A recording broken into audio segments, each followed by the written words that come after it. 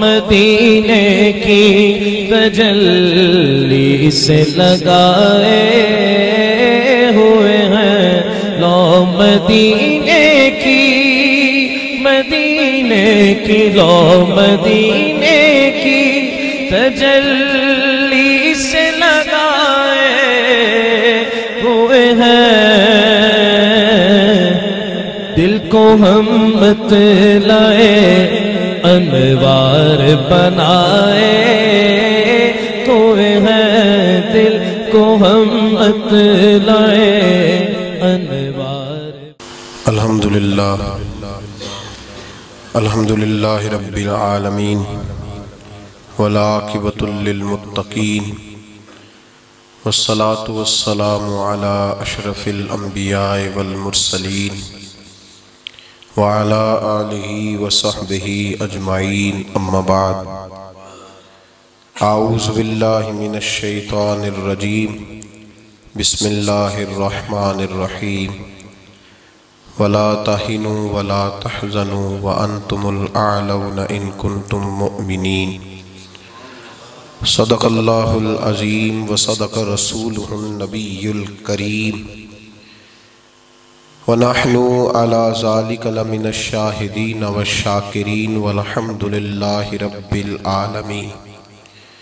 ان اللہ وملائکتہ یصلون علی النبی یا ایہا الذین آمنوا صلوا علیہ وسلموا تسلیما۔ الصلاة والسلام علیکہ یا سیدی یا رسول اللہ وعلی آلک واصحابک یا سیدی یا حبیب اللہ۔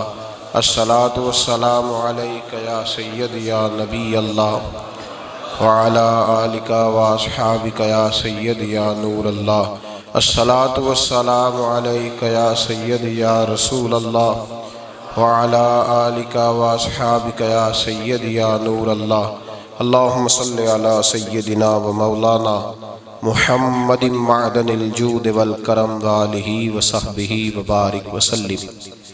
تمام تعریفیں، حمد و ثنا اللہ تبارک و تعالیٰ کی ذات والا صفات کے لیے، اور ہر قسم کے درود و سلام نبی محترم شفیع محتشم آقا کل ختم رسول دانہ سبل احمد مجتبیٰ جناب حضرت محمد مصطفیٰ صلی اللہ تعالیٰ علیہ وسلم کی ذات والا صفات کے لیے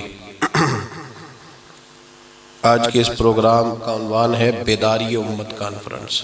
پڑھیے درود شریف۔ الصلاۃ والسلام علیہ یا رسول اللہ وعلی آلک واصحابک یا حبیب۔ اللہم صلی علی سیدنا مولانا محمد معدن الجود والکرم وآلہ وبارک وسلم۔ حمد و صلوات کے بعد عزیز دوستو، بزرگوں اور بھائیوں، آج کے اس پروگرام کو ایک خاص عنوان کے تحت رکھا گیا ہے۔ 5 فروری کو پوری ملت اسلامیہ بالخصوص پاکستان کے لوگ کشمیر کے مظلوم مسلمانوں کی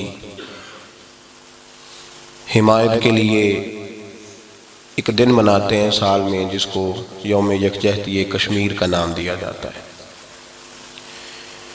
اس وقت پوری دنیا کے اندر سب سے زیادہ وسائل والی قوم، سب سے زیادہ پیسے والی قوم، سب سے زیادہ پاورفل قوم مسلمانوں کی ہے۔ تیل سارا ان کے پاس ہے، آبی معدنی ذخائر سارے مسلمانوں کے قبضے میں۔ لیکن اس کے ساتھ ساتھ یہ بھی ایک تلخ حقیقت ہے کہ اس وقت سب سے زیادہ مظلوم، مقہور، مجبور اور ظلم رسیدہ قوم بھی مسلمانوں کی ہے۔ کشمیر ایک ملک ہے جس میں پچھلے نصف صدی سے زیادہ وقت گزر گیا ہے۔ آپ نے کبھی سنا ہے کہ فلاں آدمی کو عمر قید ہو گئی؟ عمر قید جو ہوتی ہے وہ 14-15 سال ہوتی ہے۔ کشمیریوں کو تقریباً 70 سال ہونے کو ہیں۔ کئی نسلیں ان کی تباہ ہو گئی۔ کتنا خون بہتا ہے روز، کوئی اس کا اندازہ نہیں کر سکتا۔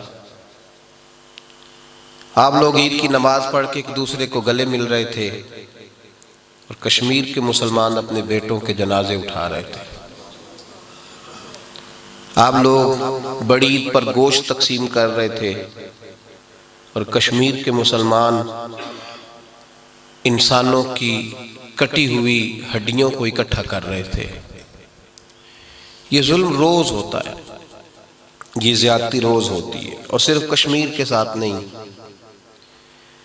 برما کے مسلمانوں کو کئی سال بیت گئے ہیں، انہیں کوئی رہنے کے لیے ٹھکانہ نہیں دیتا، ان کے لیے اتنی بڑی زمین میں کوئی گنجائش نہیں کہ کوئی شخص انہیں اپنے پاس رکھ سکے، بٹھا سکے۔ چند لاکھ مسلمان انتہائی بے سر و سامانی کے عالم میں اپنا وقت گزار رہے ہیں۔ تھوڑا سا اور آگے بڑھیے تو ملک شام، جس کو کئی دفعہ قتل کیا گیا، کئی دفعہ مارا گیا، ایک بستی میں 4 جنازے اٹھ جائیں تو سارا شہر خوف سے کراہنے لگتا ہے، بیویاں گھر میں روٹی نہیں پکاتی، بچے ڈیوٹی پہ نہیں جاتے کہ بڑا خوف ہے، 4 جنازے ہو گئے، کوئی رسمی تقریر نہیں ہو رہی، اور کوئی جو ہے وہ اس طرح کا پروگرام یہ نہیں ہے جس میں آپ حضرات کی تھوڑی سی بھی دلچسپی بٹے۔ میرے بھائی، 4 لاکھ شام کے مسلمان قتل ہو گئے، 4 لاکھ لوگ۔ کچھ دن پہلے اخبار پر ایک بچے کی تصویر تھی، اس کے سر سے خون بہہ رہا تھا اور وہ ہنس رہا تھا۔ اس کے باپ سے یا اس کے کسی رشتہ دار سے کسی نے پوچھا کہ یہ ہنستا کیوں ہے حالانکہ خون بہہ رہا ہے؟ تو وہ کہنے لگا یہاں روز خون بہتا ہے، ہمارے بچے آبادی ہو گئے، یہ خون کو کھلونا سمجھنے لگے ہیں، بہتا جو روز ہے۔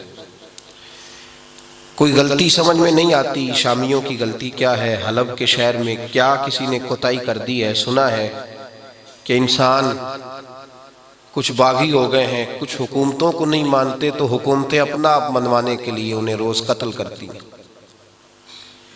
تھوڑا سا اور ایک صفحہ اور الٹوں تو فلسطین کی طرف جاؤں گا۔ میرے حبیب کریم صلی اللہ علیہ وسلم سے صحابہ نے کہا تھا یا رسول اللہ صلی اللہ علیہ وسلم، اگر ہم سفر کرنا چاہیں، خواہش کریں کہیں جانے کی تو کہاں جائیں؟ تو میرے رسول پاک نے فرمایا یا حرم مکہ میں آنا یا میری مسجد نبوی میں آنا، اور اگر تیسری جگہ جانا ہوا تو مسجد اقصیٰ میں جانا۔ فرمایا مسجد اقصیٰ میں ایک نماز پڑھو گے تو 25,000 نمازوں کا ثواب ملے گا، میری مسجد نبوی میں ایک پڑھو گے تو 50,000 نمازوں کا ثواب ملے گا، اور حرم کعبہ میں ایک پڑھو گے تو 1,00,000 نماز کا ثواب ملے گا۔ مسجد اقصیٰ جس میں میرے نبی پاک علیہ السلام نے معراج کی رات جا کے جماعت کرائی۔ یہودی 2-2.5 لاکھ ہیں کل پوری دنیا میں، انہوں نے صفحہ ہستی سے مٹا دیا ہے فلسطین کو، رہنے کو گھر نہیں، سونے کو جگہ نہیں۔ مسجد اقصیٰ کے کئی دفعہ بم برسے ہیں، کئی دفعہ وہ مسجد ٹوٹی ہے، جہاں کئی سال جس مسجد کی طرف منہ کر کے میرے نبی نے نمازیں پڑھائی ہیں، حضور علیہ السلام نے جس کے فضائل بیان کیے، وہ مسجد کفر کے قبضے میں ہے۔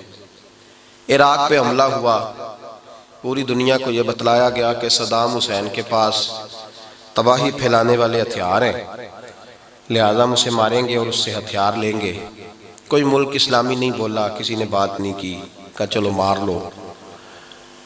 صدام کو قتل کرنا تھا، لیکن لاکھوں عراقی، عراق وہ ملک تھا جس کو عقل العرب کہا جاتا تھا، عربوں کی سب سے زیادہ ذہین لوگ عراق میں رہتے تھے۔ نبی کریم صلی اللہ تعالیٰ علیہ وسلم کے خاندان نے عراق کو پسند کیا، امام جعفر صادق نے ڈیرا لگایا عراق میں جا کے۔ عراق کی وہ بستی جس بستی کے اندر حضرت مولا علی شیر خدا کا مزار ہے، عراق کی وہ بستی جس میں امام حسین آرام فرما ہے، عراق کی وہ بستی جس میں حضرت ایوب علیہ السلام کی قبر ہے، عراق وہ علاقہ ہے جس کے اندر حضرت یونس علیہ السلام کا مزار ہے، عراق وہ جگہ ہے جس کے اندر حضرت امام سیدنا جنید بغدادی کا مزار ہے، حضرت سری سکتی وہاں پہ ہے، حضرت معروف کرخی وہاں پہ ہیں، محبوب سبحانی، غوث سمدانی، شیخ عبد القادر جیلانی بغداد کے اندر، اتنی بڑی بڑی ہستیوں کا جہاں مسکن تھا، جہاں ان کا بسیرا تھا، اس بغداد پہ بم برسے۔ بغداد شریف جو لوگ جاتے ہیں وہ کہتے ہیں کھنڈر ہے وہاں کا ایئرپورٹ، کھنڈر بن گیا۔ اور ایک صاحب، ایک بزرگ کراچی کے گزشتہ دنوں گئے تو واپس لوٹ کے کسی نے پوچھا کہ کیا دیکھ کے آئے ہو؟ تو کہنے لگے خوبصورت عربی نوجوان، بڑے خوبصورت اس کے طور طریقے، گورے سفید رنگ پر کالی سیاہ داڑھی، بڑے جیسے چاند کے گرد کالی گھٹاؤں کا حالہ ہوتا ہے۔ کہتے ہیں وہ خوبصورت سا نوجوان، اس کی آنکھوں کی چمک بتاتی تھی کہ کسی حسین گھرانے کا ہے۔ کہتے ہیں وہ میرے قریب آیا تو میں اس سے ملنا چاہتا تھا، میں نے کہا کوئی شہزادہ ہے، سے ملوں گا تو پوچھوں گا کہ تو حضرت جنید بغدادی کے خاندان کا ہے یا معروف کرخی کے، حضرت سری سختی سے تیرا رشتہ ہے یا غوث اعظم جیلانی سے؟ تو فرماتے ہیں وہ نوجوان جب میرے قریب آ کے کھڑا ہوا تو اس نے اپنا ہاتھ میرے آگے پھیلایا اور کہنے لگا صاحب 4 دن سے ہمارے گھر میں روٹی نہیں پکی، اگر کچھ مل جائے تو میں گھر لے جاؤں۔ فرماتے ہیں میں اپنی جیب میں ہاتھ ڈالتا تھا تو تڑپتا بھی تھا کہ اللہ یہ تو وہ جگہ تھی یہاں سے لاکھوں لوگ روز کھا کے جایا کرتے تھے۔ میرا اور آپ کا جو حال ہے، ہم لوگ، اقبال کہتے ہیں ہر کوئی مست مئے ذوق تن آسانی ہے، ہر کوئی، مولوی، پیر، صوفی، سیاستدان، تاجر، دکاندار، مزدور، ہر کوئی مست مئے ذوق تن آسانی ہے، حیدری فقر نے دولت عثمانی ہے۔ کہنے لگے نہ تو ہمارے پاس فقیری اس طرح کی ہے جس طرح کی مولا علی کی تھی، اور نہ دولت اس طرح کی رہ گئی ہے جس طرح عثمان غنی کی تھی۔ ہر کوئی مست مئے ذوق تن آسانی ہے، حیدری فقر نے دولت عثمانی ہے، تم کو اسلاف سے کیا نسبت روحانی ہے، وہ معزز تھے زمانے میں مسلمان ہو کر، غمخوار ہوئے تارک قرآن ہو کر۔ میرے بھائی، ملت اسلامیہ زبوں حالی کا شکار ہے، زبوں حالی کا۔ جس طرح بھکاری ہاتھ میں کاسا پکڑ کے مانگنے جاتے ہیں نا کسی کے سامنے اور اس کی خوش آمدید کرتے ہیں، تیرے بچے جیتے رہے، اس کے سامنے جا کے اس کے قصیدے پڑھتے ہیں، اس طرح ہمارے حکمران یورپ کے سامنے جا کے، امریکہ کے سامنے جا کے مانگتے ہیں، کاسا لیسی کرتے ہیں۔ اور اگر تھوڑا اور کھل کے بات کروں، خوگر حمد سے تھوڑا سا گلا بھی سن لے، تھوڑا اور کھل جاؤں تو میرے نبی کریم صلی اللہ علیہ وسلم کی حدیث ترمذی میں ہے، حضور نے فرمایا بہت سارے لوگ ایسے ہوں گے جو رہتے مسلمانوں کے ساتھ ہوں گے، اٹھتے بیٹھے کھاتے پیتے رشتہ داریاں مسلمانوں کے ساتھ کرتے ہوں گے، لیکن ان کا دل کفر کے ساتھ دھڑکتا ہوگا، ان کا باطن یہودی کے ساتھ ہوگا، اندر سے وہ عیسائیوں کے ساتھ ہوں گے۔ فرمایا مریں گے بھی تمہارے درمیان، جنازے بھی پڑھے جائیں گے، دفن بھی کیے جائیں گے، لیکن جب قیامت کے دن اٹھائے جائیں گے تو کھڑے یہودیوں کے ساتھ کیے جائیں گے، کھڑے عیسائیوں کے ساتھ کھڑے کیے جائیں گے، ہندوؤں کے ساتھ کھڑا کیا جائے گا، سکھوں کے ساتھ کھڑا کیا جائے گا، اس لیے کہ ان کے تن مسلمان تھے، من مسلمان نہیں تھے۔ جو میں سر بسجدہ ہوا کبھی تو زمین سے آنے لگی صدا، تیرا دل تو ہے صنم آشنا، تجھے کیا ملے گا نماز میں۔ میرے بھائی، قرآن مجید میں میرا رب فرماتا ہے وَلَا تَحِنُوا وَلَا تَحْزَنُوا، سست نہ ہونا، کیا نہ ہونا؟ اللہ فرماتے ہیں سست، وَلَا تَحِنُوا، سست نہ ہونا، وَلَا تَحْزَنُوا، اور غم بھی نہ کرنا، وَأَنْتُمُ الْأَعْلَوْنَ إِن كُنتُم مُؤْمِنِينَ، فرمایا ایمان پکا رکھنا، میں غلبہ تمہیں ہی عطا کروں گا۔ فرمایا حکومتیں قیادتیں تمہارے ہاتھ، وَأَنْتُمُ الْأَعْلَوْنَ، تم ہی غالب آؤ گے، ان کنتم مومنین، شرط یہ ہے کہ تم پکے مومن ہو، شرط یہ ہے کہ تم پکے۔ وہ معزز تھے زمانے میں مسلمان ہو کر۔ سویرے میری دکان کھلتی ہے، مجھے اس سے کیا غرض، میں شام تک بچوں کی روزی روٹی کما لیتا ہوں، بس کافی ہے۔ میرے بھائی، ہم بحیثیت باپ سوچتے ہیں، بحیثیت بیٹا سوچتے ہیں، بحیثیت بھائی سوچتے ہیں، بحیثیت برادری کے سوچتے ہیں، بحیثیت ایک کارکن کے سوچتے ہیں۔ بتلائیے نا، کبھی کبھی بحیثیت مسلمان بھی سوچنا چاہیے نا، کبھی ہمیں یہ بھی سوچنا چاہیے کہ میں مسلمان ہوں، میرے دین کا میرے اوپر کچھ فریضہ ہے، میں نے اپنے گھر کے لیے تو اتنا کچھ کیا ہے، خاندان کے لیے اتنا کچھ کیا ہے، میں نے اپنے محلے کے لیے کیا ہے، بستی کے لیے کیا ہے، یہ بھی تو سوچنا چاہیے کہ میں محمد عربی کا غلام ہوں، میں رسول اللہ کا نوکر ہوں، میں نے اپنے مذہب کے لیے کیا کیا، میری اپنے دین کے لیے کیا خدمات، میری نبی کریم صلی اللہ علیہ وسلم کے پیغام محبت کو عام کرنے کے لیے کتنی جد و جہد ہے، قرآن مجید کی تعلیم آگے پہنچانے کے لیے میں نے کیا کردار ادا کیا ہے۔ وہ جو ڈیوٹی اللہ کے رسول صلی اللہ علیہ وسلم نے خطبہ حجت الوداع کے موقع پر لگائی تھی، حضور نے فرمایا تھا غلاموں سن لو، میں نے اللہ کا پیغام تم تک پہنچایا ہے، بلیغ عنی ولو آیا، اب میری ایک ایک آیت پکڑو اور میدان میں نکل جاؤ، لوگوں کو میرا دین پہنچاؤ، لوگوں کو میرے مذہب سے آشنا کرو، لوگوں کو میرا پیغام قرآن و سنت سناؤ۔ اس کے لیے میری اور آپ کی خدمات کیا ہے؟ میری ملت کا جوان وہ موٹر سائیکل ڈھونڈنے نکلا ہے، وہ کوٹھی ڈھونڈنے نکلا ہے، وہ جائیدادیں بنانے نکلا ہے، وہ نکلا ہے بازار کے اندر گلی کوچے کے اندر، وہ صرف یہ تلاش کر رہا ہے کہ میں دیکھوں کہ آج 20,000 30,000 کیسے جمع ہوتا ہے۔ اپنی سوچ کو بڑا کریں میرے بھائی، مسلمان فقدان کا شکار ہوئے ہیں تو ایک ایک کر کے بستیاں اجڑ رہی ہیں، ایک ایک۔ صدام کے پاس کوئی ہتھیار نہیں نکلا، کوئی تھے برطانیہ کے وزیر اعظم ٹونی بلیئر نے تسلیم کیا، اس نے کہا جی ہم نے تحقیق کی، ہم سے غلطی ہو گئی، لاکھوں لوگ قتل ہو گئے، اور ایک اس کے پاس ایک بھی ہتھیار ایسا برآمد نہ ہوا۔ اس نے اعتراف کیا، اعتراف جرم کیا۔ کسی مسلمان حکمران کو 56 کے قریب اسلامی ملک ہیں، کسی نے بول کر کے نہیں کہا کہ بھئی اگر تم نے اتنے لوگ مروا دیے، غلطی کی تو ہم تمہیں عالمی عدالت میں لے جائیں گے، تم پر مقدمہ کریں گے، تمہیں کٹہرے میں لائیں گے۔ سستا خون مسلمانوں کا۔ اس کے مرتے ہی کیا ہوا؟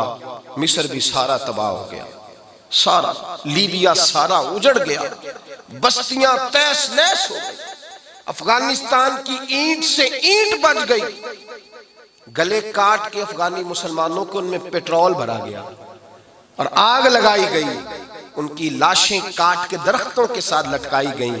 بہت سارے ایسے لوگ تھے جنہیں خرید کر اسلام کا لبادہ اڑا کر ان سے مسلمانوں کا قتل عام کرایا گیا۔ میں اور آپ مست ہیں، میں کہتا ہوں شہر کی سب سے آخر والی مسجد میری ہے، میں یہاں بولوں گا بھی تو اس سے کسی کو کیا اثر ہوگا؟ میں کہتا ہوں میں سب سے پیچھے رہتا ہوں، وہاں تو شہر ختم ہو جاتا ہے، میں چھوٹا آدمی ہوں، میری آواز چھوٹی ہے، میں بولوں گا بھی تو کیا اثر ہوگا؟ اور میرے بھائی اثر بڑا ہوتا ہے، اثر بڑا ہوتا ہے۔ اس لیے کہ جب کوئی شخص پیغام دیتا ہے اور پیغام اللہ اور اس کے رسول کا دیتا ہے، حضرت سیدنا ابراہیم خلیل اللہ علیہ السلام فرماتے ہیں میں نے کعبہ بنایا تو میں اکیلا تھا، کعبے کی چھت پہ کھڑا ہو گیا، رب کریم نے فرمایا ابراہیم تو آواز دے، لوگوں کو کہے حج کے لیے بلا ان کو کہے میرے گھر کا حج کرے۔ تو میں نے کہا اللہ یہاں تو بندہ ہی کوئی نہیں، میری آواز کون سنے گا؟ تو عرش کے مالک نے کہا آواز دینا تیرا کام ہے، پہنچا دینا میرا کام ہے، تو بول تو صحیح، لب کھول تو صحیح، تو اٹھ تو صحیح، اٹھ باندھ کمر، کیا ڈرتا ہے؟ پھر دیکھ خدا کیا کرتا ہے، تو بات تو کرنا، تو اٹھ تو صحیح نا، تو بات ہی نہیں کر رہا۔ حضرت سیدنا ابراہیم خلیل اللہ علیہ السلام فرماتے ہیں میں نے آواز دی تو اربوں کھربوں لوگوں نے میری آواز پہ لبیک کہا۔ تو میں نے کہا اللہ یہ کون سی مخلوق ہے جو جواب دے رہی ہے؟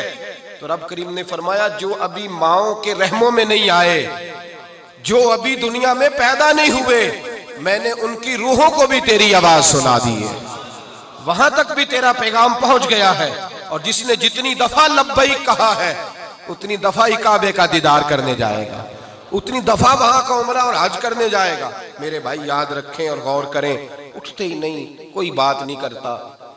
کئی دفعہ مجھے پیغام آتے ہیں، میسیج آتے ہیں، لوگ کہتے ہیں حضرت جی یہ سیاسی مسئلہ ہے۔ میں کہتا ہوں تمہیں غلط فہمی ہے، یہ سیاسی مسئلہ نہیں، یہ ایمانی مسئلہ ہے، یہ ایمان کا مسئلہ ہے۔ سیاست کا اس سے سیاست دان تو کرسی کی بات کرتا ہے، مذہب کی بات تھوڑی کرتا ہے۔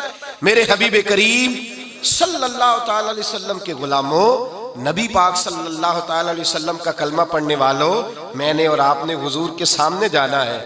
نبی کریم علیہ السلام نے مسلمان پر حقوق بیان فرمائے ہیں۔ دکھتی ہوئی ملت، تڑپتے ہوئے لوگ، یہ ہمارے بھائی ہیں، یہ ہمارے مسلمان بھائی ہیں، ان کے دکھ اور ہمارے دکھ برابر ہیں، ان کی تکلیفیں اور ہماری تکلیفیں برابر ہیں۔ آج یکجہتی کشمیر پہ چند بیان داغ دیے جاتے ہیں، اور ہماری حکومتیں بول کے کہتی ہیں ہم اخلاقی مدد کر رہے ہیں. اخلاقی مدد وہ کیا ہوتی ہے؟ اخلاقی مدد کیا ہوتی ہے؟ ایک شخص اپنے باپ کو کہتا ہے میں تیری اخلاقی مدد کروں گا، روٹی نہیں دوں گا، اخلاقی پیار کروں گا، کپڑا نہیں دوں گا، اخلاقی محبت کروں گا، رہنے کو مکان نہیں دوں گا، تجھے کوئی مارے گا تو تیری مدد نہیں کروں گا. تو اخلاقی مدد کا کیا معنی ہوتا ہے؟ مدد تو وہ ہوتی ہے جو پیسے کے ساتھ بھی ہو، بازو کے ساتھ بھی ہو، تلوار کے ساتھ بھی ہو، اخلاق کے ساتھ بھی ہو. میرے محبوب نے فرمایا میرے ماننے والے ایک وجود کی طرح ہے، ایک جسم کی طرح ہے. انما المؤمنون اخوہ، مومن مومن کا بھائی ہے، مومن مومن کا بھائی ہے. مسلمان اقبال کہتے ہیں ایک ہو مسلم حرم کی پاسبانی کے لیے. میرے حبیب کریم علیہ السلام کے غلاموں، اب ہمیں کرنا کیا ہے؟ یہ تو دکھ ہے، یہ تو داستان ہے، یہ تو ہو رہی ہے، اخباریں لکھ رہی ہیں روز. ہمیں کرنا کیا ہے؟ توجہ ہے آپ حضرات کی؟ سبق سننا ہے آج. سبق کیا ہے؟ ہم نے کرنا کیا ہے؟ برما کے لیے ہم نے کیا کرنا؟ ہم نے کشمیر کے لیے کیا کرنا؟ ہم فلسطین، افغانستان، عراق کے لیے کر کیا سکتے ہیں؟ سب سے پہلی بات تو یہ ہے میرے بھائی، مسلمان کی سب سے بڑی تلوار اس کا کردار ہوتا ہے. مسلمان کا کردار. چلیں عراق افغانستان کو تو قتل و غارت امریکہ نے کر دی، یورپ نے کر دی، لیکن جو روز دکانوں پہ جھوٹ بولا جاتا ہے وہ تو نہیں نا وہ آ کے ہم سے بلوا جاتے. یہ جو روز ایک دوسرے کے اوپر ظلم ہم کر رہے ہیں یہ تو وہ ہم سے نہیں نہ کرا رہے. سب سے پہلی بات یہ ہے، سب سے پہلا سبق یہ ہے کہ ہمیں بحیثیت مسلمان اپنی تربیت کرنی ہوگی. ہمیں خدا را اس جملے پہ غور کرنا، بحیثیت مسلمان ہمیں اپنے آپ کو سنوارنا ہوگا. بحیثیت مسلمان اپنے آپ کو اور بحیثیت مسلمان ہمیں سوچنا ہوگا ہم کیا ہیں. ایک ملک ہے ملائیشیا، سنا ہے نام آپ حضرات نے؟ جس نے سنا وہ بس بتائیے گا، دوسرا نہ بتائیے. نام تو سنا ہے نا آپ حضرات؟ ملائیشیا میں کوئی جماعت نہیں گئی کلمہ پڑھانے کے لیے، فوجی نہیں گئے، سارا ملک مسلمان ہوا. کیسے مسلمان ہوا؟ 2 صحابی تھے، ان کا کام نہیں چلتا تھا، ان کی دکان تھی طائف میں، کاروبار نہیں چلتا تھا. دونوں نے ارادہ کیا، کہنے لگے یہاں کام نہیں چلتا، جگہ بدل نہ لیں؟ کہا بدل لیتے ہیں. ڈھونڈتے ڈھونڈتے ان کا خیال بنا کہ ملائیشیا میں چل کے دکان کرتے ہیں. اس ملک کے اندر آ گئے. یہاں 2 صحابہ نے دکان ڈال لی، سودا بھی کھرا دیتے، بات بھی کھری کرتے، دلوں میں بھی سچ تھا، زبانوں پہ بھی. کاروبار کرنے آئے، کاروبار، زبان بھی سچی، دل بھی سچا، بات بھی سچی. جو آدمی آتا اسے محبت کرتے، اس کو کہتے یہ سودا جتنا تو لینے آیا اس سے تھوڑا بھی لے گا تو تیرا کام چل جائے گا. لوگ سمجھنے لگے یہ خیر خواہ ہے. ایک دن کے اندر 5 وقت وہ دکان بند بھی ہوتی، وہ بند کر کے دکان نماز پڑھنے جاتے. کہتے ہیں جب واپس آتے تو دکان کے باہر لائن لگی ہوتی، سودا خریدنے والوں کی لائن لگی ہوتی. لوگ کہتے ہیں کہیں اور سے نہیں لینا، انہی سے لینا ہے. یہ بات سچی کرتے ہیں، بھلے کی کرتے ہیں، خیر کی کرتے ہیں. جو آدمی اپنے گھر میں کوئی کام کرانا چاہتا پہلے ان دکانداروں سے جا کے مشورہ لیتا، کہتا بھائی یہ چیز مجھے چاہیے، میرے گھر کے اندر کتنی لوں تو کام چلے گا، کیا کروں؟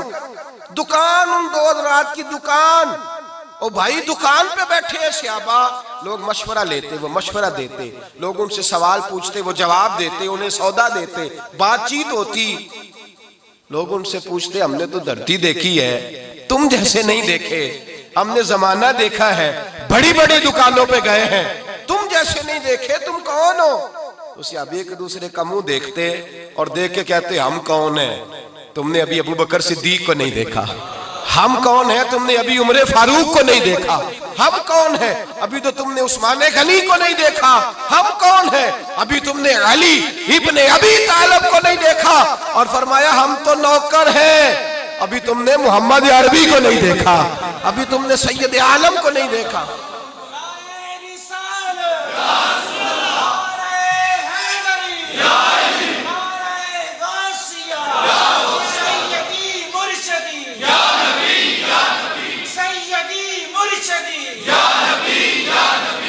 کہتے ابھی تم نے دیکھا ہی کہاں ہے، ابھی تم نے ہمارے محبوب کو دیکھا نہیں. وہ کہتے تم ہو کون؟ تعارف تو کراؤ. انہوں نے کہا کہ ہم رائی ہوتے ہیں، ہم چودھری ہوتے ہیں، چیمہ صاحب ہوتے ہیں، چٹھا صاحب ہوتے ہیں، ہم جناب انصاری صاحب ہوتے ہیں. یہ تعارف نہیں کرایا. کہا تم کون ہو؟ کہنے لگے ہمارا تعارف یہ ہے کہ ہم محمدی ہوتے ہیں، ہمارا تعارف یہ ہے کہ ہم مسلم ہوتے ہیں، ہم مومن ہوتے ہیں، ہم حضور کا کلمہ پڑھنے والے ہوتے ہیں. دو بندوں نے دکان ڈالی، جا کے مسجد نہیں ڈالی، خانقاہ نہیں، مزار نہیں، دکان ڈالی، اور سارے کا سارا ملک کلمہ پڑھ کے مسلمان ہو گیا۔ بھئی میری بات سنیں نا، یہ روز بروز ایک بات بڑی تکلیف دہ ہے، لیکن کرنا بھی بڑا ضروری ہے۔ بیداری امت کانفرنس میں آنے والے میرے بھائیوں، ایک بات بڑی ضروری ہے، مسلمان کو جب بھی نقصان پہنچا ہے، پہلے اندر سے غدار بکے ہیں، لوگوں نے ایمان بیچا ہے، لوگوں نے ایمان بیچا ہے، کسی نے 2 کروڑ کا، کسی نے 10 کروڑ کا، کسی نے 20 کروڑ کا، کسی نے 2 ارب کا ایمان بیچا۔ ایمان حضرت عبداللہ بن حذافہ کو روم کے بادشاہ نے جب پکڑا تو کہنے لگا بول تیری قیمت کیا ہے، کیا لے گا؟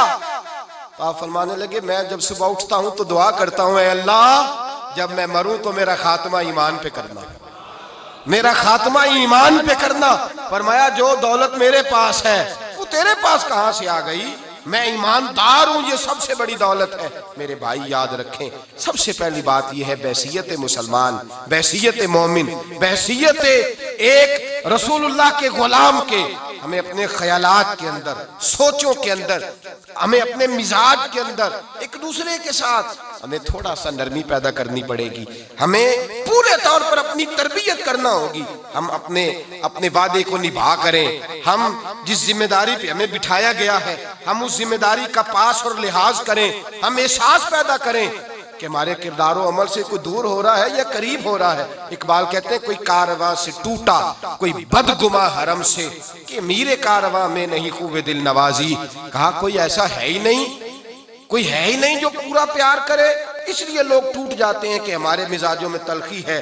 ہم اپنے کردار کو، اپنے عمل کو، اپنے حضرت عبداللہ بن جبیر نے کلمہ پڑھا، تجارت کرتے تھے، جانور خریدا کرتے تھے، بیچا کرتے تھے، کلمہ پڑھا، نبی کریم صلی اللہ تعالی علیہ وسلم سے کہنے لگے جریر ابن عبداللہ حضور کوئی وظیفہ؟ تو میرے حبیب نے فرمایا ہر بندے کی خیر خواہی کرنا، کسی کا نفع کرنے کی کوشش کرنا، کسی کا بھلا کرنے کی کوشش، سوچنا تیری طرف سے کسی کو فائدہ، ایسا شجر سایہ دار بننا کہ کوئی آئے تو پھل کھائے، کوئی آئے تو تیرے سائے میں بیٹھے، کوئی آئے تو تیری ٹھنڈی چھاؤں کی بات کرے۔ فید الدین النصیحہ، میرا سارا دین خیر خواہی ہے، میرا سارا دین بھلائی ہے، بھلے کی بات کرنا، خیر کی بات کرنا۔ حضرت جریر ابن عبداللہ رضی اللہ تعالیٰ عنہ فرماتے ہیں میں جانور خریدا کرتا تھا، بیچا کرتا تھا۔ پہلے دن گیا ایک یہودی سے گھوڑا خریدا، 3 دینار کا سودا طے ہو گیا۔ آپ فرماتے ہیں مجھے اس نے دے دیا، میں نے اس سے لے لیا۔ جب میں نے گھوڑے کی لگام پکڑی تو وہ بڑا میرے پیچھے چلنے لگا۔ میں نے کہا یہ تو بڑا اچھا ہے، یہ تو بڑا نرم ہے، یہ تو تنگ نہیں کرے گا، یہ تو گھر میں بھی رکھا جا سکتا ہے، اس لیے کہ یہ بھاگتا نہیں، یہ جو ہے شرارت نہیں کرتا۔ کہتے ہیں یہ تیرا گھوڑا 3 دینار کا نہیں بھائی، یہ 6 دینار کا ہے، اس لیے کہ یہ بڑا اچھا ہے۔ یہ بات کہتے ہی چھلانگ لگا کے گھوڑے پہ بیٹھے۔ جب اسے بگایا تو کہنے لگے یہ سواری کے لیے بھی بڑا اچھا ہے، یہ دیکھو اس نے ضد ہی نہیں کی مجھے بیچنے دیا ہے، یہ تو 9 دینار کا ہے۔ یہودی کو 9 دینار دیے، اور جب جریر ابن عبداللہ پلٹے تو یہودی نے آواز دی، کہنے لگا جریر وہی بیپاری ہے تو یا کوئی نیا ہے؟ تو وہی ہے یا کوئی نیا ہے؟ آپ فرمانے لگے یار میں وہی ہوں۔ تو کہا یار تو 3 دینار کا تو نے خریدا تھا، تو لے جاتا، یہ تو 6 دینار کیوں دے رہا ہے؟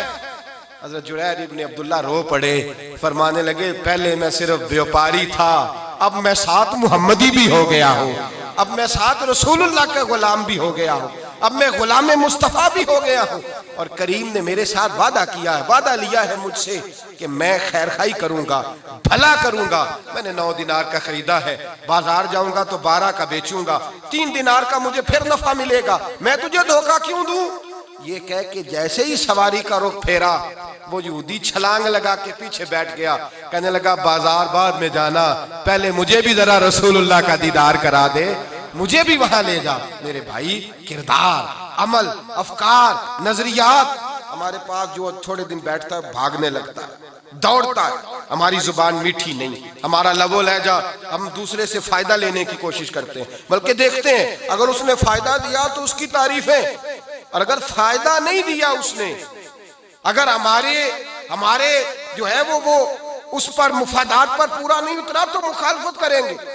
مخالفت کریں گے، اس میں عیب تلاش کریں گے، اس آدمی کو برا بھلا کہیں گے، اس کی کوتاہیاں بیان کریں گے، اس لیے کہ ہمارے جو ہے وہ معیار پہ پورا نہیں۔ پہلی سب سے بات یہ ہے، ہمیں بیدار ہونے کے لیے سب سے پہلے بحیثیت مسلمان ہمیں یہ سمجھنا ہوگا، یہ غور کرنا ہوگا کہ ہم مسلمان ہیں۔ دوسری بڑی چیز بیدار ہونے کے لیے دستور کو سمجھیے، منشور کو سمجھیے۔ میرے نبی کریم صلی اللہ تعالی علیہ وآلہ وسلم نے صحابہ کرام علیہم رضوان کے مجمع میں یہ بات ارشاد فرمائی۔ صحابہ کہنے لگے حضور دیکھیے کتنا خوبصورت موقع ہے، کتنا اچھا موقع ہے، اور کس قدر اللہ نے حالات ہمارے حق میں کر دیے کہ حضور ایک مسلمان میدان میں نکلتا ہے تو کافر دوڑنے لگتے ہیں، کافر بھاگنے لگتے ہیں ایک مسلمان میدان۔ حضور کس قدر اللہ نے فضل کیا۔ میرے حبیب کریم علیہ السلام نے ٹھنڈی آہ بھری حضور نے، اور کریم محبوب نے فرمایا ایک وقت وہ بھی آئے گا، آج ایک مسلمان سینکڑوں کافروں کو بھگا دیتا ہے۔ یہ یاد رکھنی ہے آپ نے حدیث کہ ایک وقت ایسا آئے گا، ایک کافر ہوگا اور 1000 مسلمان اس کے آگے دوڑ رہا ہوگا، بھاگ جائیں گے مسلمان، بھاگیں گے، ایک کافر کے آگے بھاگ رہے ہوں گے مسلمان۔ صحابہ کرام حیرت میں مبتلا ہو گئے، آنکھیں کھول کے دیکھنے لگے۔ ان کے لیے یہ بات اچنبھا تھی، ان کے لیے یہ بات انوکھی تھی، یہ انفرادی بات۔ حضور یہ آپ کیا فرما رہے ہیں؟ محبوب کریم علیہ السلام نے فرمایا میں تمہیں بتلا رہا ہوں، ایک وقت ایسا آئے گا، ایک وقت آئے گا کہ ایک مسلمان، آج تو یہ وقت ہے کہ ایک مسلمان 1000 کافر کو بھگاتا ہے، پھر ایک کافر 1000 مسلمان کو بھگائے گا۔ تو صحابہ نے کہا حضور ہم تھوڑے ہوں گے؟ فرمایا نہیں، بڑی کثرت سے ہوں گے۔ یا رسول اللہ ہمیں جنگ نہیں کرنی آتی ہوگی؟ فرمایا نہیں، جدید اسلحے ہوں گے، جدید ہتھیاروں سے لیس ہوگی میری امت۔ حضور پھر وجہ کیا ہوگی؟ نبی پاک نے فرمایا تمہارے اندر وہن پیدا ہو جائے گا، وہم نہیں، وہن، واو ہے نون، تمہارے اندر وہن پیدا ہو جائے گا، وہن آ جائے گا تمہارے اندر۔ حضور وہ کیا ہوتا ہے؟ حضور وہ کس بلا کا نام ہے، وہ کیا ہے کہ جو آئے گی اور ایک کافر 1000 مسلمان کو بھگائے گا؟ وہ وہن کیا ہے؟ تو میرے محبوب نے فرمایا وہن یہ ہے کہ تمہیں دنیا سے پیار ہو جائے گا، موت سے تمہیں کراہت آئے گی، تمہارا مرنے کا دل نہیں کرے گا، موت کی کوئی تیاری نہیں، تمہیں پیار ہو جائے گا۔ میرے حبیب کریم علیہ السلام نے فرمایا کچھ لوگ ایسے ہوتے ہیں عمر بڑھتی جاتی ہے تو ان کی مال کی اور شہرت کی ہوس بھی بڑھتی جاتی ہے، اور کتنے سخت لفظ حضور نے بیان فرمائے۔ فرمایا 2 بھوکے بھیڑیے بھی ہوں، بھوکے بھی ہوں، 2 بھوکے بھیڑیے بکریوں کے ریوڑ میں چھوڑ دیے جائیں۔ بھیڑیا تو اس کا پیٹ بھرا بھی ہو تو بکری نظر آ جائے تو کھا جاتا ہے، اور فرمایا 2 بھوکے بھیڑیے بکریوں کے ریوڑ میں کھلے چھوڑے جائیں، اتنی تباہی نہیں کرتے جتنی پیسے اور شہرت کی محبت انسان کے دل میں، ایمان میں تباہی پیدا کرتی ہے۔ بخاری مسلم تباہی کر دی۔ پوچھ کے دیکھیں کسی سے کہ تیرا پیسے کے ساتھ پیار کتنا ہے، پوچھ کے دیکھیں۔ حضرت غوث اعظم جیلانی رضی اللہ تعالیٰ عنہ، لوگوں نے آ کے کہا حضور آپ کا مال کا بھرا ہوا ایک مال بردار آپ کا بہت بڑا جو تھا، یوں سمجھ لیں ٹرک آپ کا مال کا بھرا ہوا، وہ آپ کا سمندری سفر پر جہاز جا رہا تھا، حضور وہ سارا نکل گیا ہے۔ آپ نے فرمایا الحمدللہ چلا گیا ہے، چھوٹی سی تجارت کرتے تھے شروع میں غوث اعظم، بعد میں انہوں نے آ کے کہا حضور وہ سارا ڈوب گیا ہے پانی کے اندر مال۔ آپ نے فرمایا الحمدللہ، ڈوب گیا ہے تو الحمدللہ الحمدللہ۔ تھوڑی دیر کے بعد کہا حضور بچ گیا، فرمایا الحمدللہ۔ لوگ کہنے لگے حضور یہ کیا بات ہوئی؟ فرمایا جب تم نے کہا ڈوب گیا تو میرے چہرے کا رنگ تو نہیں بدلا تھا؟ کہا حضور نہیں۔ فرمایا جب مل گیا تو پھر بھی رنگ تو نہیں بدلا تھا؟ کہا حضور نہیں۔ تو کہا الحمدللہ آپ نے کیوں کہا؟ آپ فرمانے لگے مال نہ بھی رہے تب بھی الحمدللہ، آ جائے تب بھی الحمدللہ، اس لیے کہ نہ میں مال کے پیچھے بھاگتا ہوں نہ پیار کرتا ہوں، میں تو صرف اپنے رب کی تعریف کرتا ہوں۔ میرے بھائی اتنی دولت سے محبت، تقریریں بکتی ہیں، نعتیں بکتی ہیں، قرآن پاک کی تلاوتیں بکتی ہیں معاذ اللہ، ریٹ لگتے ہیں، ریٹ لگتے ہیں. لوگ پیغام دیتے ہیں، کہتے ہیں مولانا کتنے پیسے لیں گے آنے کے، نعت خان صاحب کتنے پیسے لیں گے. ریٹ لگتا ہے معاذ اللہ، جج کا ریٹ، وکیل کا ریٹ، تاجر کا ریٹ، ہر شخص کا یہاں ریٹ لگتا ہے. دولت کے پیچھے بھاگتا ہوا انسان، 10 روپے 20 روپے کی خاطر ایک دوسرے کو مارنے والا، ایک 100 روپے نفع کے لیے خدا رسول کے نام پر جھوٹی قسم کھا جانے والا، اللہ رسول کو وسیلہ بنانے والا، معاذ اللہ ایمان کے ساتھ اتنے کا آیا ہے، ایمانداری کے ساتھ کہہ رہا ہوں، اپنے ایمان کو بیچ لانے والا حبیب کریم سید عالم علیہ السلام نے فرمایا قسم کھا کے مال نہ بیچنا، مال تیرا بک جائے گا، برکت تیری اللہ لے جائے گا. میرے بھائیوں، اس دولت کے ساتھ تو میرے نبی نے محبت فرمائی نہیں، اس کی طرف تو توجہ کی نہیں. ہم اپنا پیٹ پالنے نکلتے ہیں، کوئی نہیں پلتا. ساری زندگی وہ بھوک وہ ایسی ہے جیسے ازل کی ہے، ختم ہی نہیں ہوتی. رب کریم کے بندے حضرت عمر فاروق رضی اللہ تعالیٰ عنہ فرمایا کرتے تھے، میں نے رب کریم سے کبھی دولت کا سوال ہی نہیں کیا. فرماتے میں نے کبھی، جاگ رہے ہیں آپ حضرات، پکی بات ہے، کہتے میں نے کبھی یہ بھی نہیں کہا کہ اللہ ضرورت کے دے دے، یہ بھی نہیں کہا. فرمایا اس لیے کہ میرے رب میرے حال سے باخبر ہے، اس نے میری روزی کا وعدہ فرمایا ہے، یہ سوال مجھے اس سے کرنے کی ضرورت، اللہ سے مانگا ہی نہیں، کبھی پیسے کا سوال ہی نہیں کیا، کبھی بات ہی نہیں کی. سنیں حضرت عمر فاروق کے بیٹے ہیں عبداللہ ابن عمر، ان کے بیٹے ہیں سالم بن عبداللہ. نعرہ تکبیر، نعرہ رسالت، نعرہ رسالت، اسلام زندہ باد، اسلام اسلام اسلام. سنیں اور غور کریں، میرے حبیب کریم صلی اللہ علیہ وسلم کے غلام حضرت عمر فاروق کے پوتے جناب سیدنا سالم بن عبداللہ بن عمر، پوتے حضرت عمر فاروق کے. آپ گئے حج کرنے، عمرہ کرنے، تو طواف کعبہ کر رہے تھے. طواف کعبہ کر رہے تھے تو حشام بن عبد الملک گورنر تھا، مکے کا ملنے آ گیا.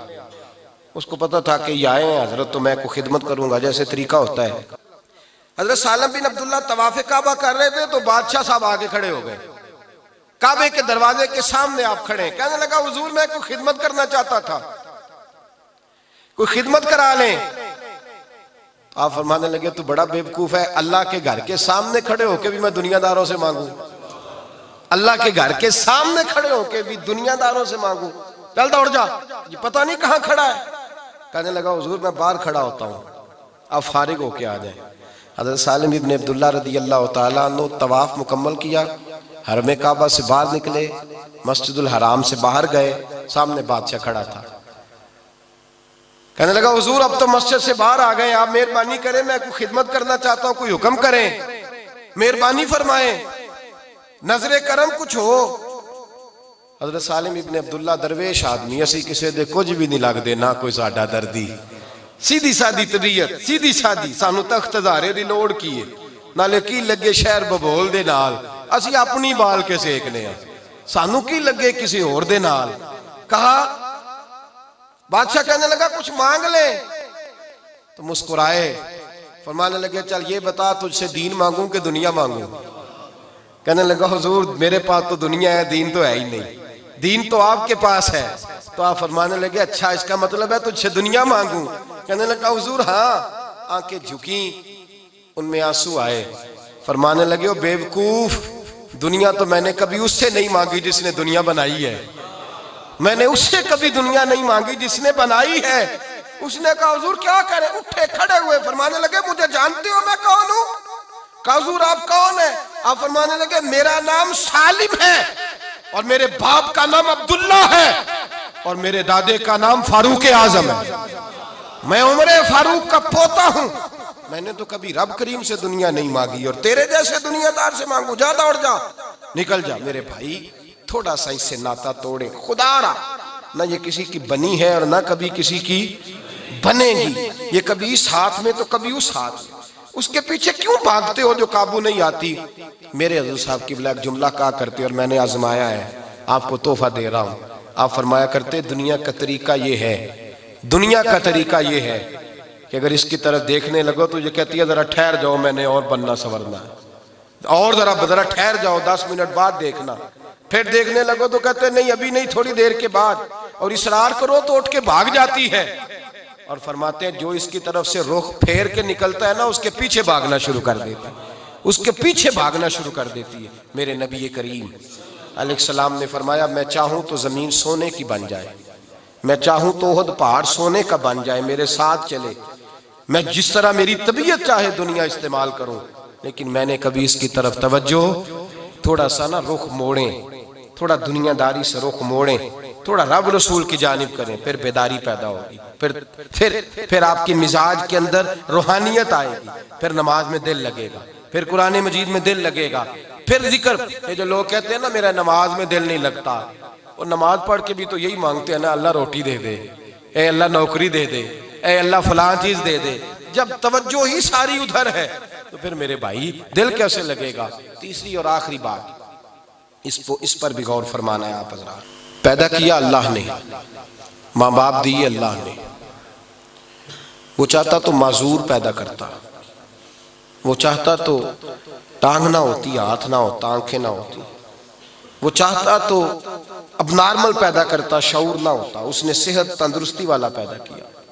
پھر وہ چاہتا تو جس طرح اس کی طبیعت چاہتی, اس کی منشا رضا الہی ہوتی, اس طرح کا بناتا, اس نے حسین بنایا, خوبصورت. پھر چاہتا تو پتہ نہیں کس کے گھر پیدا کرتا, اس نے مسلمانوں کے گھر پیدا فرمایا. پھر اس نے پروان چڑھایا, جوان کیا, قوتیں دی, پھر اس نے زمین میں رہنے کو جگہ دی, پھر اس نے خوبصورت بچے عطا فرمائے, پھر اس نے عزت اور وقار, یہ ساری نعمتیں اللہ نے ہمیں بغیر ہمارے مانگنے کے, ہم سب کو اللہ نے یہ ساری چیزیں عطا فرمائی. بولیے بولیے, اللہ نے ساری چیزیں ہمیں عطا, ہر شے اللہ نے ہمیں دی. قبر میں زندگی کون دے گا, قیامت میں معافی کون دے گا, جنت میں مقام کون دے گا, سارا کچھ رب رسول ہمیں دیتے ہیں نا میرے بھائی. اب بات سمجھنے کی یہ ہے کہ انہوں نے ہمیں اتنا کچھ دیا, ہم نے ان کے لیے کیا کیا جو ان کے مطالبے تھے. قل ان صلاتی و نسکی و محیایا و مماتی للہ رب العالمین. فرمایا میرا جینا, میرا مرنا, میری نماز, میری قربانی سب اس اللہ کے لیے. یہ مطالبہ تھا. ہم نے کیا دیا جواب, ہم نے کیا دیا میرے بھائی. میرے محبوب کریم علیہ السلام کے غلاموں نے ہر چیز دین کے لیے پیش کر دی, ہر چیز. یہاں تو لوگ پوچھتے پھرتے ہیں, پوچھتے ہیں, کہتے ہیں بڑا مشکل گزارا ہے, دین کے لیے کیسے دیں. وہاں تو حضرت بلال حبشی بھی دیتے تھے, حضرت عمار بن یاسر بھی دیتے تھے, صہیب رومی بھی دیتے تھے. وہاں تو غرباء, فقراء, حضرت ابو لبابہ رضی اللہ تعالیٰ عنہ گھر گئے تو کہنے لگے سونے آپ اعلان کرتے ہیں, میری طبیعت پسند نہیں کرتی کہ حضور آپ کے اعلان کے بعد کوئی شے گھر میں رکھوں. حضور میں ہر شے دینا چاہتا ہوں, میری ساری قبول کر لیں, میں مسجد میں سو کے گزارا کر لوں گا, میں اصحاب صفا کے ساتھ روٹی کھا لوں گا. میرے حبیب نے فرمایا نہیں, سارا کچھ نہ دے, ایک حصہ دے, 3 حصے اپنے بچوں کے لیے رکھ لے. میرے بھائی صحابہ نے ہر چیز پیش کی میرے محبوب کو, ہر چیز دین کے لیے وار دی, قربان کر دی, ہر شے میرے نبی کے نام انہوں نے کر دی. جوانیاں بھی, زندگیاں بھی. بدر میں 313 لوگ شہید ہوئے, ان میں سے کسی کی اولاد کو بعد میں نوکری نہیں ملی. حضور نے کہیں اعلان نہیں فرمایا تمہارے بچوں کو جاب ملے گی, عہدے ملیں گے, کسی کو نہیں ملا. احد میں جو لوگ شہید ہوئے ان کے نام جائیدادیں کوئی نہیں کی گئی.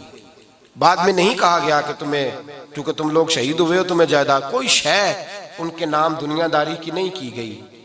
صحابہ نے عرض کی حضور انہیں ملا کیا ہے.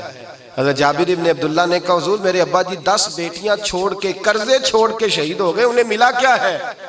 تو میرے حبیب پاک نے فرمایا جتنے شہید ہوتے ہیں اللہ پردوں میں رہ کے کلام فرماتا ہے. جب تیرا باپ گیا ہے تو اللہ نے پردے اٹھا کے باتیں کی, اللہ نے پردے, اپنا دیدار رب کریم نے عطا فرمایا ہے, دیدار. اور صحابہ کو اس قدر زیادہ نبی کریم سید عالم صلی اللہ علیہ وسلم کے ساتھ اس قدر زیادہ دلچسپی تھی کہ حضرت انس بن نضر رضی اللہ تعالیٰ عنہ حضور کے غلام ہیں, صحابی ہیں. وہ فرماتے ہیں کہ احد کے میدان کے اندر جب حضور نے ہمیں حکم دیا نا جانیں پیش کرو, تو صحابہ کہتے ہیں حضرت انس بن نضر, حضرت انس بن مالک کے چچا تھے, جناب انس بن نضر لوگوں کو اعلان کرتے کہتے دوڑ کے آؤ, بھاگو بھاگو, جلدی میدان میں آؤ, دوڑو. کانس کیا ہوا؟ فرمانے لگے مجھے احد پہاڑ کے اندر سے جنت کی خوشبو آ رہی ہے، جو یہاں جان دے گا اسے جنت ملے گی، فٹافٹ نقد سودا کر لو، آ جاؤ۔ میرے بھائی حضرت سعد بن ربیع رضی اللہ تعالیٰ عنہ میدان احد میں شہید ہوئے، اور پتہ صحابہ کو کیا پیغام دے کے گئے، امت مسلمہ کو کیا پیغام دے گئے؟